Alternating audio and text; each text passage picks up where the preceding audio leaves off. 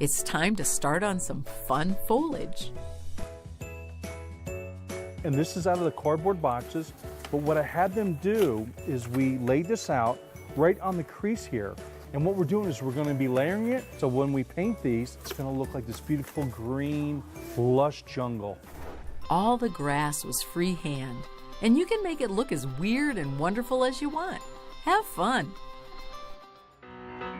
Well, you don't have to worry about matching our paint colors or brand exactly. Be creative! Make sure to use flat latex paint because it dries faster and covers more evenly. You can find paint colors, supplies, and instructions online at group.com/VBS Tools. Click on Decorating.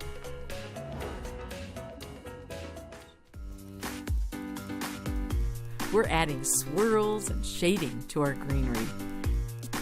To make it stand up, we're hot gluing it to boxes. To add more depth to our foliage, we're gluing an extra layer of leaves separated by some scrap foam.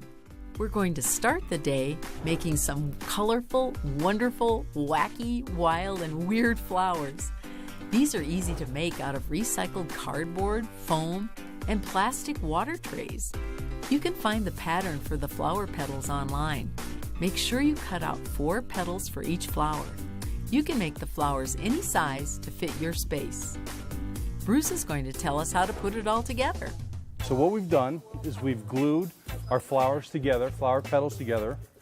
I've cut the 2-inch foam in round discs that match the bottom of our water tray. And then what we do is you just take it and I kind of just push it on and then I kind of just twist a little bit. Get that foam all over the place. Then I'll just take a gallon can, put it on top, walk away for about 20 minutes. You're gonna come back, you're ready to start painting your flower. Next, we're going to start on the fun fan foliage. Now that's wacky!